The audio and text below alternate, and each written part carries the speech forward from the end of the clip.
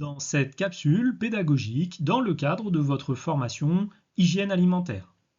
Aujourd'hui, nous allons apprendre à créer un plan de nettoyage et de désinfection.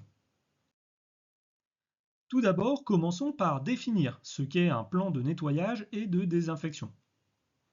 Vous le savez, la propreté des locaux et du matériel est un des piliers de l'hygiène alimentaire.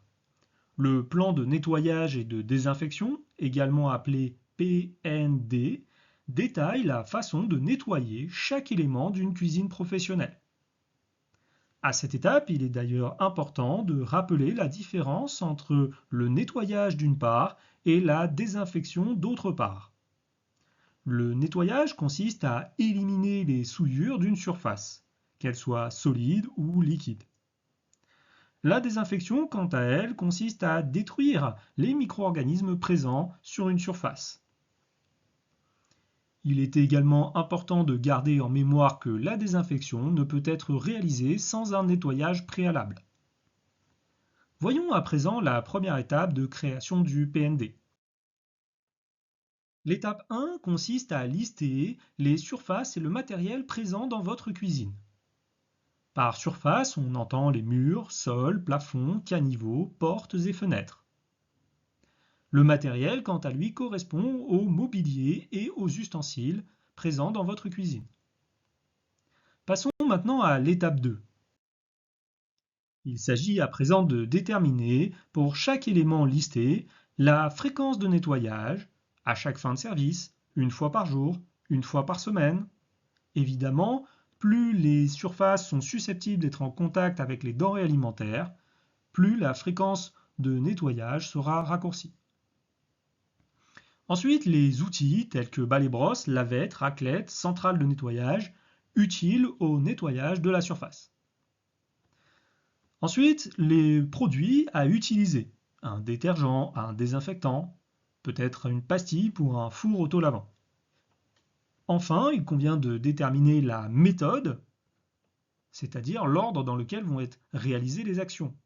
Par exemple, pulvériser le produit, laisser agir, rincer, etc. Regardons à présent comment mettre en forme le PND.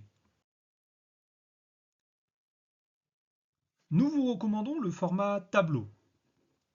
À l'image, celui présenté décrit un certain nombre d'éléments tels que four, appareil de cuisson, plan de travail, matériel, planches, parois, sol et ainsi de suite. Dans la deuxième colonne, nous avons une information concernant la fréquence. Si nous prenons l'exemple de la première ligne, four et appareil de cuisson, la fréquence est d'une fois par jour. Ensuite, c'est le produit à utiliser qui est clairement identifié. Enfin, c'est la méthode à appliquer qui est clairement détaillée. La méthode, pour notre exemple, consiste à éliminer les résidus et à laisser refroidir la température à 50 degrés Celsius ou moins, ensuite de pulvériser le produit et de laisser agir pendant 10 minutes.